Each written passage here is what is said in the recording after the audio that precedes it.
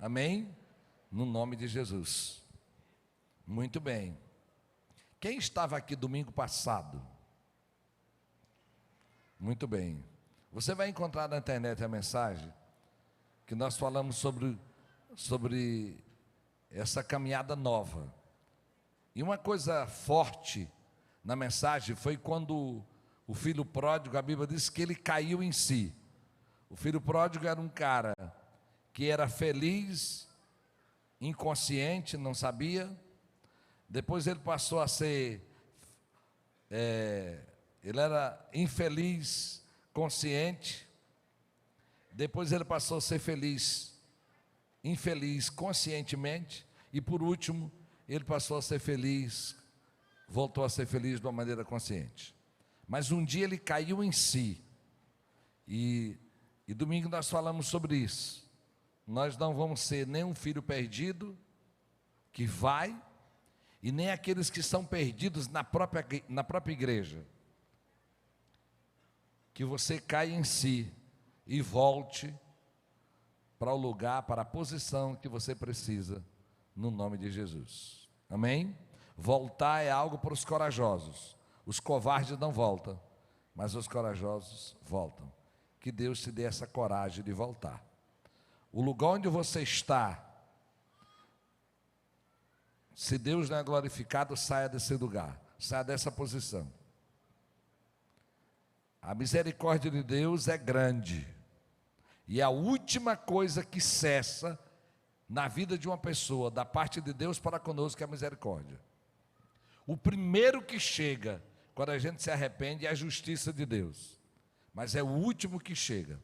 Então, corra para a misericórdia de Deus, saia desse lugar de brincadeira que alguns de vós estão brincando, porque Deus está no lugar onde você deixou, Ele quer lhe abençoar. Aleluia, aleluia, no nome de Jesus. Muito bem, povo de Deus, eu esqueci de falar no primeiro culto, mas eu quero falar para você aqui. Você vai abrir comigo no Salmo 91, para eu lhe mostrar algo.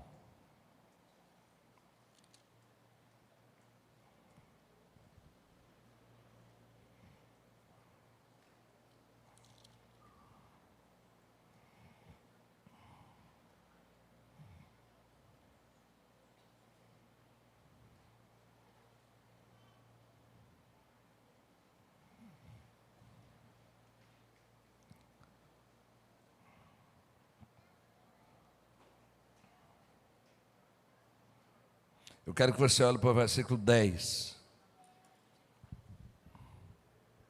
Salmo 91, versículo 10. Leia comigo, igreja. Nem o mal o atingirá, desgraça alguma chegará à tua tenda. Tenda, irmão, pode voltar para lá, por 10. Tenda era a casa onde Israel vivia, eles eram nômades.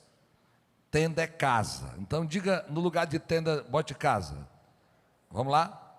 Nenhum mal atingirá, desgraça alguma chegará à tua tenda, ou à tua casa. Uma versão diz, nenhuma praga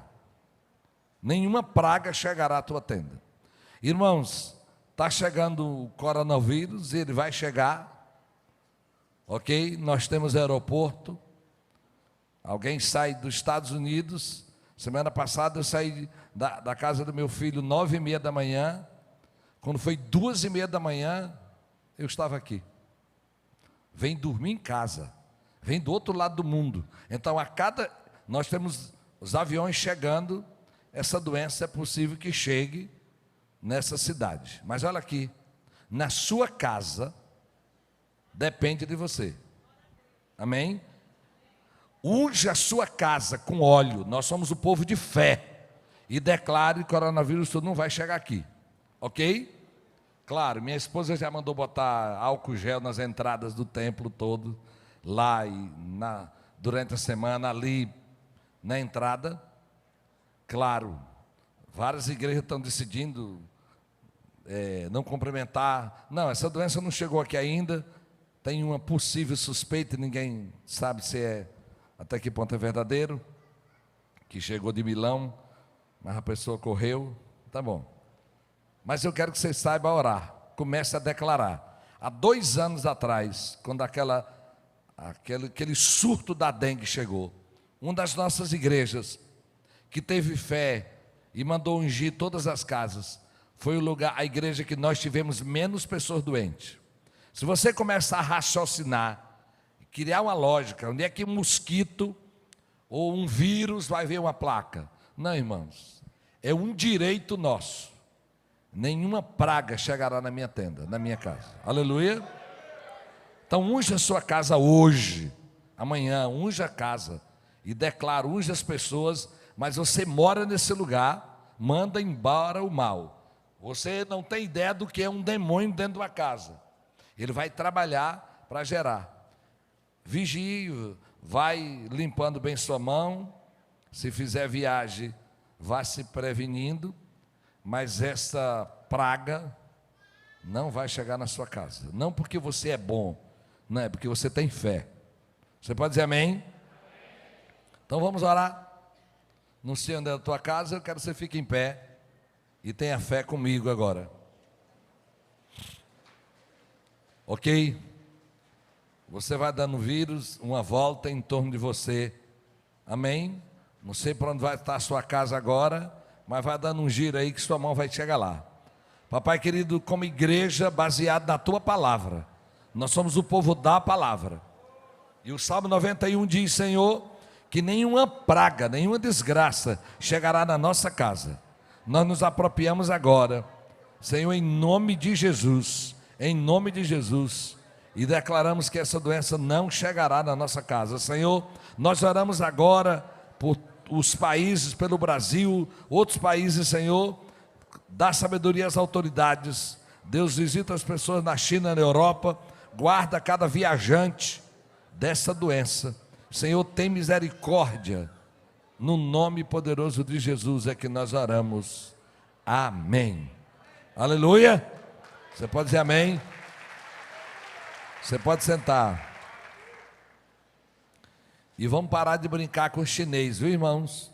Ou com alguém do olho puxado. É uma brincadeira terrível para quem é oriental, ok? Então, muita brincadeira. Então, tenha respeito com isso. Irmãos e amigos que estão aqui, eu tive uma direção de Deus, mas antes de trazer a direção de Deus, você veio adorar, não sabote você mesmo, não deixe o celular lhe atrapalhar. Se você vai anotar no celular os tópicos da mensagem para conversar durante a célula, ou para armazenar, tire, bota o modo avião. Se você está perto de uma pessoa que conversa muito, diga, rapaz, me ajuda. A gente precisa cooperar com a adoração dos outros. Durante o culto, se alguém está orando, ou na hora da adoração, e ele está lá de olho fechado, irmão, não chega dizendo, ei, irmão. Respeite essa hora dessa pessoa, espere ela abrir os olhos. Embora, às vezes você acha que, às vezes eu digo, essa coisa deve ser muito séria, eu estou orando, de olho fechado a pessoa, pastor, deve ser uma coisa muito séria, porque eu tenho que deixar de orar, falar com Deus para atender essa pessoa. Então, vamos adorar e vamos deixar os outros adorar. Se você está nessas extremidades, lá no fundo, eu sei que alguns ficam lá por causa do ar. Irmãos, é muito difícil se concentrar. Primeiro você escuta todo mundo falando, conversando, e nós não temos um corredor alternativo. Vai chegar o dia que nós vamos ter templos, que o corredor é por fora, mas aqui é por dentro. Então, se ajude para adorar ao Senhor. O tempo que nós passamos aqui é muito pouco, e ele não é suficiente para aquilo que você precisa durante a semana. E se você não focar, você ainda perde tempo. Então você veio aqui para um propósito, para sair daqui fortalecido, para uma boa semana, amém? Para ser bênção e para ser abençoador, no nome de Jesus. Segundo o seu lixo, leve com você. Tem lixeiro nas extremidades do templo, Se você é alguém que bebe muita água, traga sua garrafa, encha aqui. E de preferência, irmão, não passe aqui quando eu estiver pregando ou quando alguém estiver falando. Vá por lá. Desculpa essas coisas minhas aqui de pastor, mas é para ajudar. Desfilando, a gente olhando. O que é que eu quero ver alguém caminhando? Vá por lá, pelo fundo, ok? Ah, porque encurta caminho. Não, deixe isso para criança. Criança é criança. Tá bom? Amém? E não chegue atrasado. Um desses que estão dizendo amém são terríveis para chegar atrasado. Ok? Então, hoje mesmo chegou atrasado. Olha.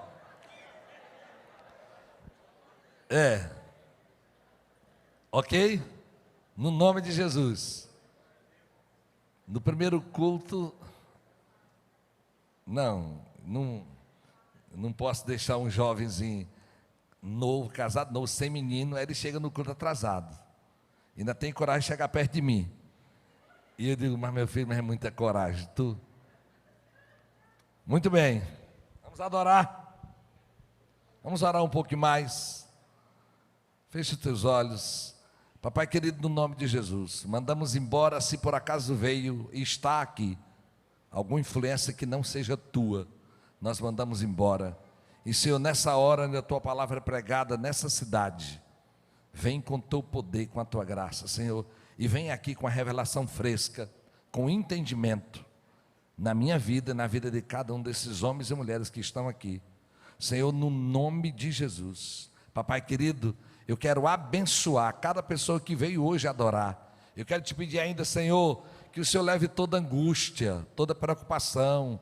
Senhor, o Senhor leve toda irritação, ó Deus, toda insegurança de algumas pessoas. Senhor, nós declaramos agora uma mente aberta para ouvir a tua palavra. No nome poderoso de Jesus, é que nós pedimos a tua ajuda, o teu poder sobre a nossa vida. Deus, eu quero orar por cada pessoa que está aqui, aqueles que estão adorando conosco via internet, declarando, Senhor, que já começou um tempo novo na vida de cada um deles, no nome de Jesus. Amém.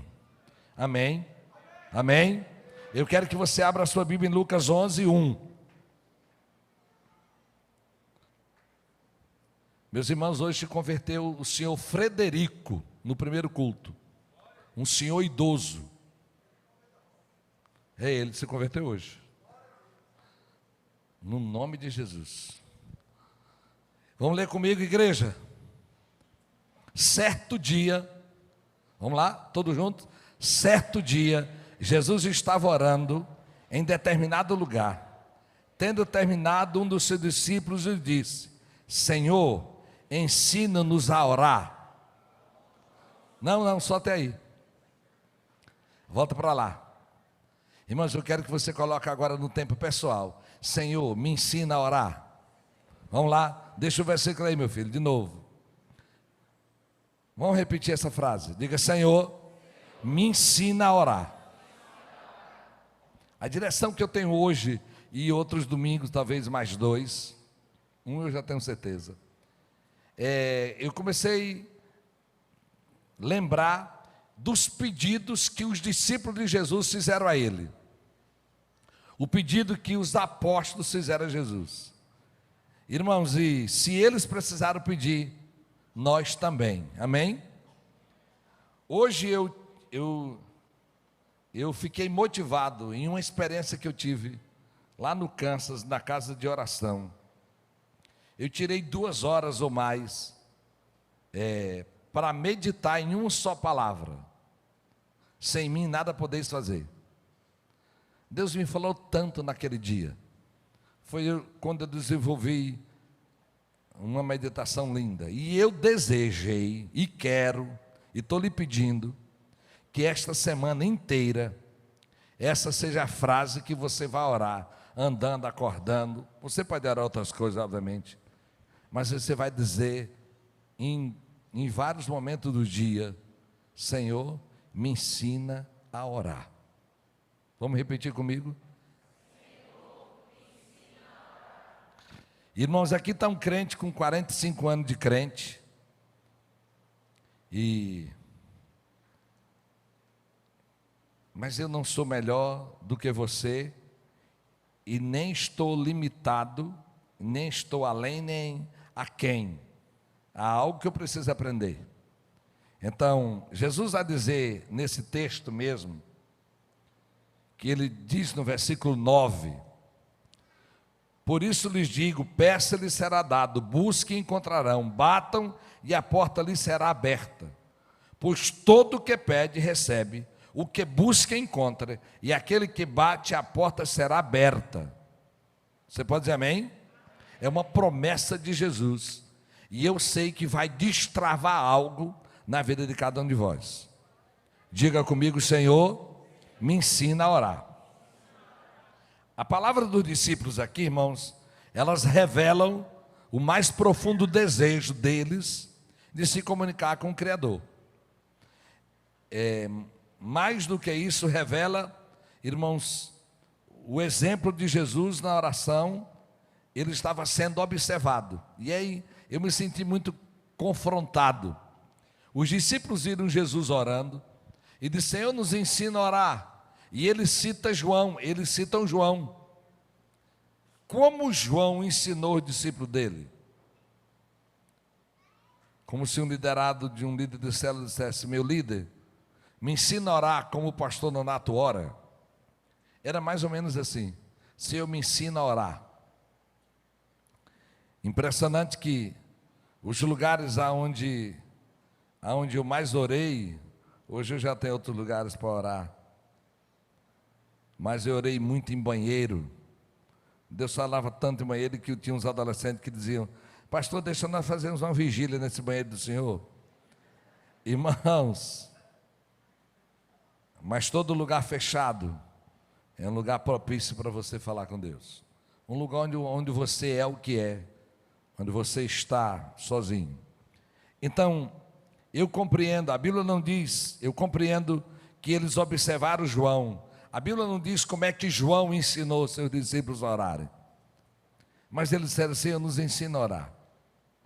Jesus foi ensinar, e ele ensinou essa oração. Vamos ler lá novamente, meus filhos, em Mateus 6, do 9 ao 13. Essa foi a oração modelo de Jesus. Eu não vou entrar nos detalhes dela, mas Jesus disse assim: vocês devem orar assim: Pai nosso que estás nos céus. Extraordinário como ele diz isso, né? Reconheça que o Pai não é só seu, é nosso. Reconheça que Ele é soberano, está nos céus. Santificado, quer dizer, separado, honrado, dignificado seja o teu nome.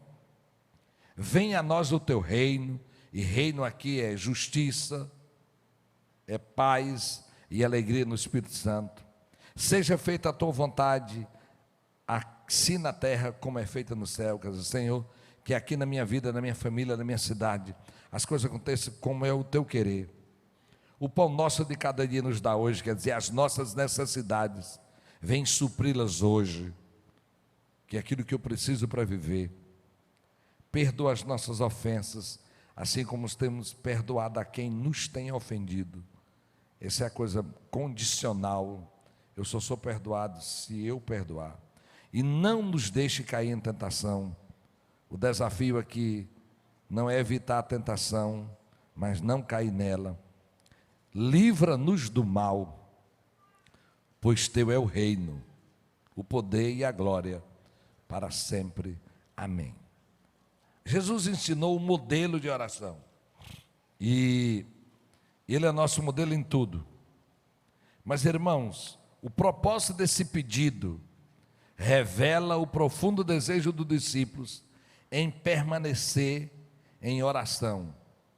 E mesmo depois da ascensão de Jesus, você vai ver os apóstolos também preocupados com isso. O livro de Atos, no capítulo 6, e no versículo 12, revela isso que esses homens tinham aprendido. Revela o que eles tinham aprendido. Coloque aí, meu filho, Atos 6, versículo 2.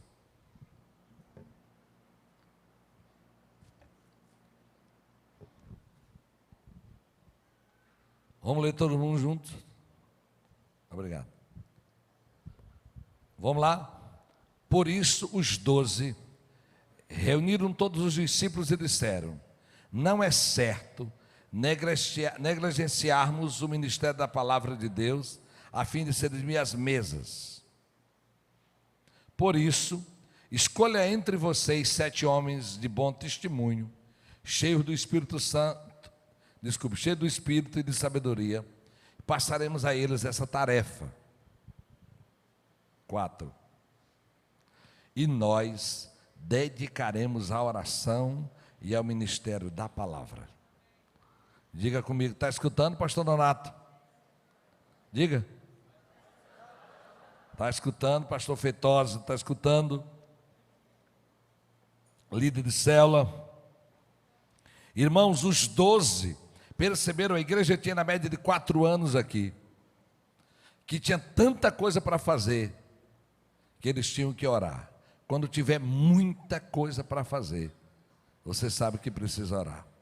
A igreja, irmãos, aqui, nova, estava vivendo a realidade do que eles tinham aprendido, e eu pressuponho, creio, que eles estavam vivendo agora essa realidade de dedicar tempo à oração e à palavra, por aquilo que eles tinham visto com Jesus, da importância que tinham visto Jesus dar à oração e à Bíblia.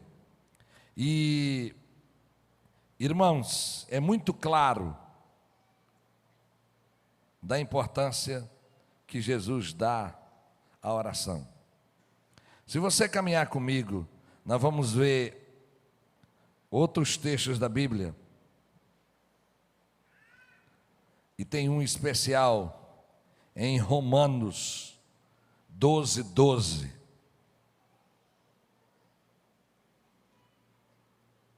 Mulheres, irmãs, leiam comigo, vamos lá? Alegre-se.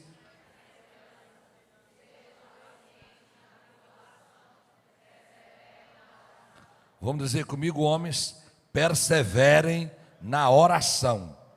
Irmãos, a oração ela vai alterar a vida de um cristão. A leitura da palavra e a oração, elas são as coisas mais rotineiras da vida, e elas são as mais extraordinárias. Por isso, esse é um desafio do Espírito Santo, de perseverar. Irmãos, a gente não vai orar com vontade, que eu vou orar. Não, irmãos. Essa vontade chega depois. Sabe qual hora que a vontade chega mesmo? É quando as coisas não estão boas. Mas a gente precisa aprender a orar quando as coisas estão boas. Amém? Para ser perseverante na oração. E há uma frase máxima em 1 Tessalonicenses 5:17 de Jesus.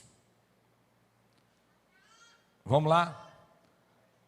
1 Tessalonicenses 5:17. Diga comigo, orem continuamente. Diga comigo, orem continuamente. Nós temos outras versões. Ainda a King James diz orai constantemente. Uma outra versão, acho que é a corrigida, outra diz não deixe de orar. E uma outra versão mais antiga diz orai sem cessar. Vamos dizer comigo, orai sem cessar. Esse é o desafio do meu pastor Zé Rodrigues. O que é que se faz para alguém orar sem cessar? Como é que alguém ora o tempo todo?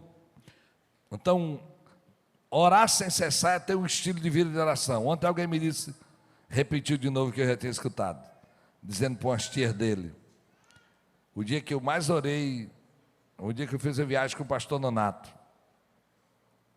Irmãos, se você vive, você tem que orar. Não tem a impotência diante de algumas situações, como você está diante de algumas realidades. Antes de ontem, subindo na Souza Lima, vem uma moça, uma senhora, sei lá, nua, com uma roupa íntima, uma calcinha, mas sem nada em cima, andando na rua. Você percebia, não era carnaval, já tinha passado carnaval. Aquela mulher está doente, irmão. Assim, delicadíssimo. Você tem que orar. Senhor, tem misericórdia, tem misericórdia. A família deve estar procurando um lugar. Tudo começa com oração. Então, nunca deixe de orar. Ore constantemente, ore continuamente. Que tenha um espírito, de oração, o seu espírito esteja aberto para orar em qualquer lugar. Do trânsito da rua, a oração é a nossa ferramenta, é o oxigênio que nos mantém vivo. E eu quero caminhar com você. Como é que você vai orar essa semana? Vamos lá, gente. Senhor, me ensina a orar. E eu compreendo, irmãos, que como esses apóstolos estão agora, consciente disso. Eu creio que assim será domingo aqui. Em nome de Jesus. Eu quero dirigir esse segundo culto domingo, levantando algum de vós para testemunhar do que Deus fez durante essa semana. Talvez, irmãos, algum de vós vão aprender a orar suspirando, secreto. Eu, pastor Feitosa, acho que só Feitosa mesmo, pastor Elaine também e outros, nós éramos do tempo que tinha oração silenciosa, não é? Pastor Socorro também. Você terminava culto com as pessoas orando sozinhas. Irmãos, você vai encontrar tipo de oração que ela é um pedido, um suspiro,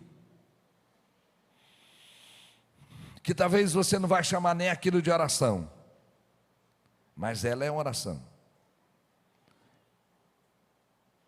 Talvez um pedido muito pessoal, lá dentro.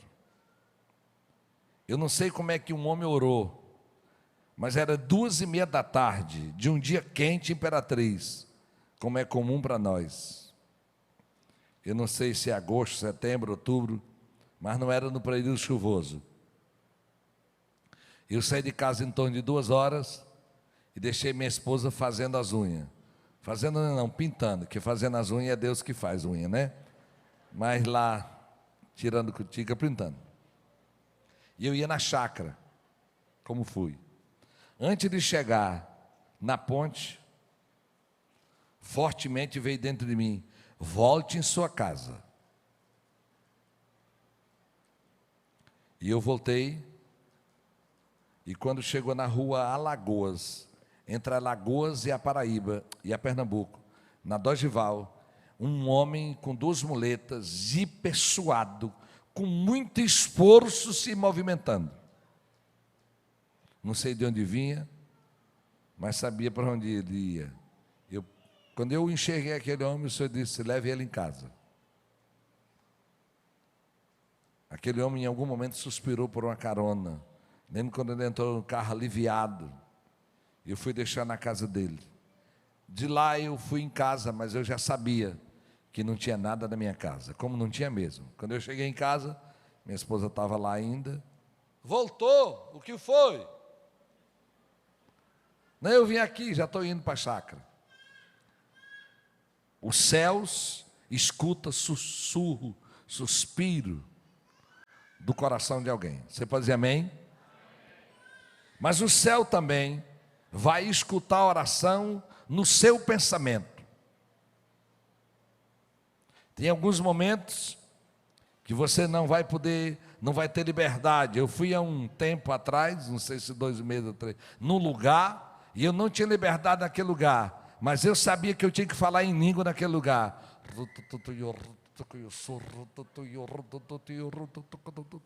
Boca fechada e orando em línguas. Mas se você em algum momento não vai poder fazer nem o que eu fiz.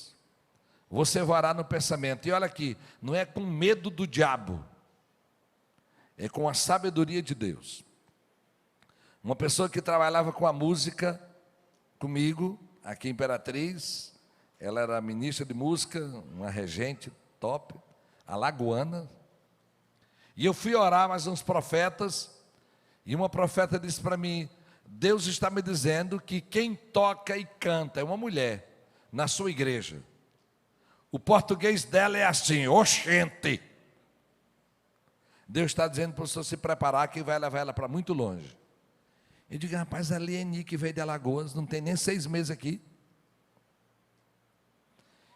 Eu cheguei 2 dias depois de ter orado, essa moça veio me procurar e disse, pastor, é estranho, eu só tenho 6 meses aqui, mas pastor, tem 15 dias que eu estou orando só no meu pensamento, eu nunca verbalizei para ninguém, nem no meu momento de oração, só no meu pensamento, e está vindo muito forte o desejo de ir para Mendonça, na Argentina, fazer jocum. E eu vim aqui para que o senhor me diga se eu estou certo ou errado. Eu digo, até antes de ontem eu dizia que eu estava errado. Mas há 2 dias atrás, Deus usou uma profeta para dizer que a mulher que tocava e cantava aqui na frente, que o português era de oxente, ele ia levar para muito longe. Os pensamentos, a oração daquela moça, irmãos, era só no pensamento. Ela é uma ferramenta sua. E esses pensamentos que são lugares de guerra, são lugares de intercessão. Altere ele, vença eles. Aleluia. Mas irmãos, é impressionante que também tem oração que Deus vai lhe ensinar a orar, irmãos, e responder, de gente que nem crente é. Abra sua Bíblia em Atos 10.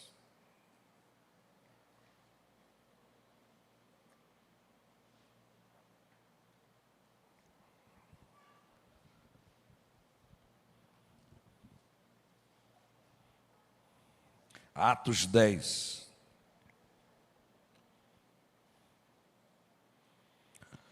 Havia em Cesareia um homem chamado Cornélio, centurião do regimento conhecido como italiano. Ele era um homem que conduzia 100 soldados na cidade de Cesareia, quer dizer, em homenagem a César, o imperador, ele que construiu. Ele e toda a sua família eram religiosos e tementes a Deus. Davam muitas esmolas ao povo e orava continuamente a Deus. Certo dia, por volta das 3 horas da tarde, ele teve uma visão. Viu claramente um anjo de Deus que se aproximava dele e dizia, Cornélio, atemorizado. Cornélio olhou para ele e perguntou, o que é, Senhor? O anjo respondeu, suas orações e esmolas subiram como oferta memorial diante de Deus. Agora mande alguns homens a Jope para trazer um certo Simão, chamado, também conhecido como Pedro, que está hospedado na casa de Simão, o curtidor, de couro, que fica perto do mar. Você vai um dia nessa casa como eu já fui, amém? Na casa de Simão, na beira do mar Mediterrâneo. Olha aqui, esse homem não conhecia Jesus ainda, ele era um romano, mas disse que ele orava, e um dia alguém chegou e disse, suas orações e esmolas subir a Deus. E sabe, irmão, quando é que uma oração de uma pessoa vai subir? Quando essa oração, eu não estou dizendo que é a única não, mas a principal oração que Deus vai ouvir de alguém, é quando ela desejar conhecer o Senhor, quando ela desejar chegar mais perto de Deus. Aliás, deixa eu dizer algo para você, nunca Deus se distanciará de alguém por causa do pecado dela. Você vai se distanciar de Deus, uma pessoa vai colher a consequência dos seus pecados, mas Deus estará lá onde você o deixou. Por isso, pessoas vão ter suas orações respondidas quando essa oração for para aproximar de Deus. Eu sei que você como eu já vimos coisas extraordinárias. Eu já contei aqui mais de uma vez, mas tem alguém que nunca ouviu, vou ouvir de novo. Diga comigo, Senhor, me ensina a orar.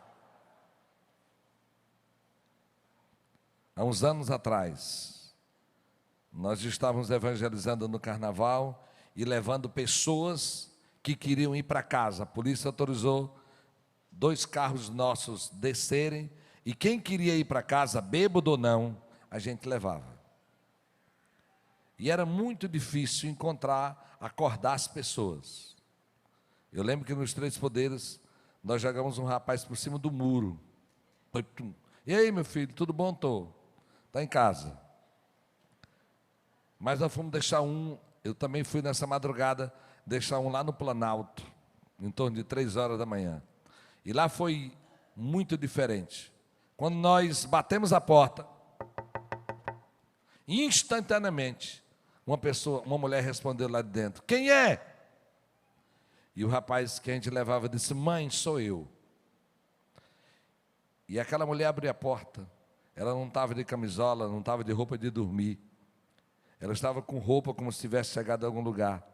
Estava de joelho orando por aquele rapaz. E chega agora um pastor, diga glória a Deus, trazendo aquele rapaz. Eu não sei como aquela mulher estava orando, mas ela disse: meu filho, eu levantei agora, quando vocês chegaram. Eu estava ali de joelho orando por ti. Irmãos, diga comigo: Senhor, me ensina a orar. Algum de vós que estão aqui, pare de falar de Deus para os seus familiares. Pare. E comece a falar deles para Deus. Alguns de vocês estão enjoados. Não é o muito falar, meus irmãos. A sua oração fala mais do que suas palavras. Não deixe de falar, mas não vá achar que é o muito falar que vai levar uma pessoa. Talvez sua vida vai ajudar mais do que suas palavras. Mas olha aqui para mim, irmãos, não tem ninguém que impeça as suas orações de alcançá-lo. Não tem ninguém e não tem nada que uma pessoa possa fazer que impeça Deus de responder suas orações. Aleluia? Então pare de brigar e comece a orar, e você vai ver a diferença. Você pode dizer amém? As orações, irmãos, de uma senhora descrente, semelhante a esse Cornélio, é uma senhora pernambucana chamada Josefa. Essa senhora passou por uma tragédia muito grande da sua vida. A segunda filha dela casou e tinha um mal naquela família, que as mulheres enjoavam os maridos na gravidez. E era um negócio terrível, que não era só 4 meses não. Era, quem é do interior do Pernambuco sabe o que é isso. Aquelas cercas de madeira, as mulheres pulavam quando escutavam a voz do marido. E esse homem era muito ignorante e, por mais que se explicasse, ele queria estar perto do filho. E com muita luta se separaram e ele ameaçou de matá-las, e eles levaram do sertão, onde ela estava, ou da capital, para uma cidade chamada Paulo Afonso, na Bahia. Mas alguém da família disse para o rapaz onde estava a mulher dele, e ele foi para lá e discutiram muito, e ele assassinou ela com 8 meses de gravidez. Essa Josefa, essa senhora, vem de Pernambuco, vem de Recife, para lá, e a criança escapou, mas uma dor muito grande. E eles são sertanejo, povo forte. Uma dor, e ela disse que ela não sabia o que era clamar. Clamar é grito, viu, irmãos? Orar gritando. Ela foi para o quintal, ela não queria falar com ninguém, e ela sabia que Deus estava no céu, e naquela noite, que ela sabia que tinha que superar tudo aquilo, tinha que enterrar a filha, voltar para a família, voltar para cuidar, para viver. Mas ela não tinha forças, uma mistura de ódio com angústia, muita coisa. E ela pediu tanto a Deus, que ela só voltou daquele quintal quando uma paz inundou o coração dela, de uma maneira sobrenatural. Aleluia. Ela se fortaleceu, enterrou a filha e voltou para Recife.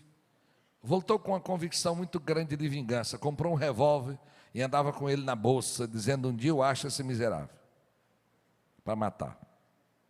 Os anos se passaram ela desistiu de matá-lo, e ela começou a orar uma frase. Ela dizia assim: grandioso Deus Pai, acende uma luz, quer dizer, eu quero te conhecer. Ela sabia que Deus a tinha visitado naquele dia de tristeza, e ela dizia: Senhor, acende uma luz. Não, grandioso Deus Pai, acende uma luz, eu quero te conhecer. E o diabo trabalhou muito ligeiro. Primeiro, ela era uma costureira, e um grupo de crente veaco fazia roupa e não pagava. Irmão, chegou o dia que ela disse: hoje eu não costuro mais para essa raça. Diga misericórdia. Oh, irmãos, hoje mesmo eu escutei um testemunho de uma irmã aqui, de um vizinho, que ela dizia: ser crente como vocês eu não quero ser não. Um povo ruim de convivência. Diga misericórdia. Então a primeira coisa que o diabo fez foi botar gente ruim de pagar, enrolão. Então fechou a porta agora. Crente não chegava nem perto dela. Nunca entrou numa igreja evangélica, mas continuava orando. Grandioso Deus Pai, acende uma luz, eu quero te conhecer.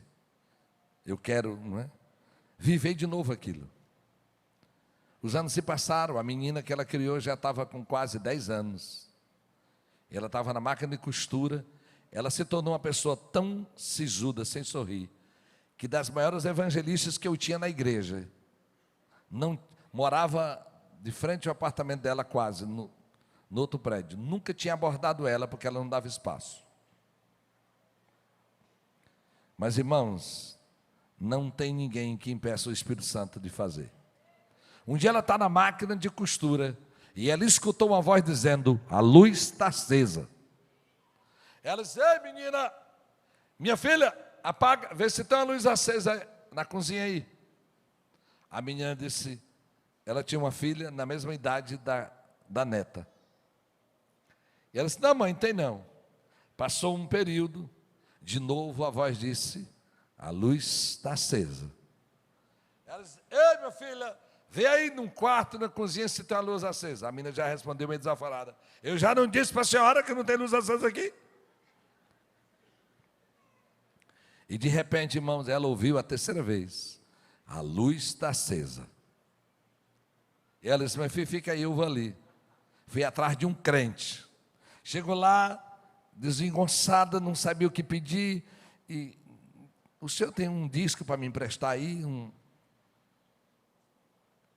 E ela voltou, essa dita neta que ela criou, e disse: mãe, e o que é que a senhora foi na casa de fulano? A senhora quer agora virar crente? E ela disse: minha filha é. Ai, pois eu sei como é que faz. Ajoelhei aí, mãe. Pegou o Gideãozinho Internacional, o Novo Testamento azulzinho, abriu em cima da cabeça dela, não sei onde ela viu aquilo, e abriu no Salmo 51, um salmo de arrependimento. Leu todinho e disse: levanta, mãe, agora tu é crente. Levanta. Mas ela sabia que precisava ir numa igreja, ela nunca tinha ido. E ela decidiu, eu não sei que dia era da semana, mas ela disse: domingo eu vou para a igreja. Irmãos, o diabo trabalhou de novo. Ela percebeu depois, já ia completar 2 meses, que todo domingo acontecia uma desgraça na família dela. Não era coisa pequena não. Um carro virou, outro domingo o filho quebrou o pé. É uma sequência de coisas que eu não lembro, mas eu lembro dessas duas. O filho mais velho quebrou o pé no domingo, um dia o carro virou do outro, enfim. E ela se apercebeu. Mas seu domingo, ela disse assim: Valdeci, para o marido dela: hoje eu vou para a igreja. Se um de vocês morrerem, fica aí. Quando eu chegar eu enterro, mas hoje eu vou para a igreja. E ela se arrumou, ele ficou espantado e disse: tu vai mesmo? E tu vai para que igreja? Ela disse: não sei. E ele disse assim: vai naquela igreja da subida da ladeira, do Curado 2 para o Curado 4. Quando ela vai saindo, chegou o último impedimento. A Gaci e Maria da Penha, um casal de amigo deles: tu vai para onde, José? Ela disse: vou para a igreja. Para a igreja? Vou. Vocês vieram o quê? Vieram conversar comigo. Pois, ou volta outra hora. Não, então nós vamos te deixar. ela desceu na porta. A porta da nossa igreja é como se isso aqui fosse a entrada do templo e essas primeiras cadeiras fossem o muro da rua. Então, do muro para chegar no templo tinha um espaço grande. Irmão, quando ela chegou no portãozinho para entrar, ela ficou travada ali. Ela disse para a menina: minha filha, como é que entra? Faz pelo sinal? E a menina disse assim: mãe, entra aí na cara de pau. Sabe o que é que ela me disse? Que a recepção da igreja naquele dia foram os pais na fé dela. Eu me lembro até hoje que é um homem. Ela dizia: ó, Aurílio, pastor, meu pai na fé. Porque ele estava na recepção e ele viu aquela mulher parada. E ele se deslocou de lá e disse: a senhora quer entrar? Eu encontro um lugar para a senhora. Ela disse: pastor, eu ia voltar. Eu estava travada, eu não sabia o que fazer. E ela entra. Irmãos, aí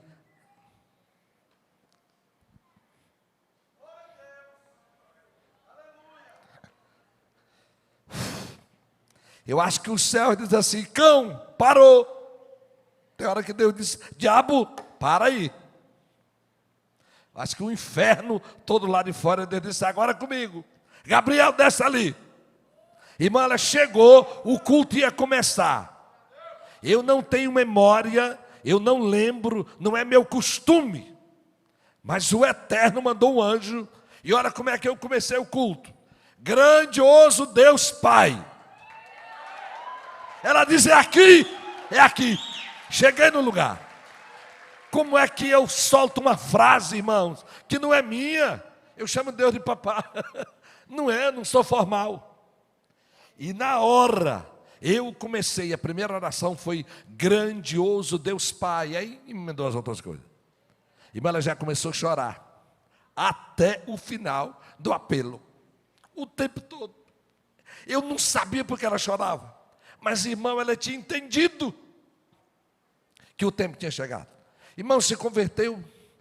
Com 2 meses, toda a família tinha se convertido. Toda a família. Irmão, o lugar onde ela nasceu, não tinha uma igreja evangélica, onde o marido nasceu no sertão. Nós começamos a plantar igreja naquele lugar. Josefa se tornou uma líder de oração. Irmãos, um dia eu vi,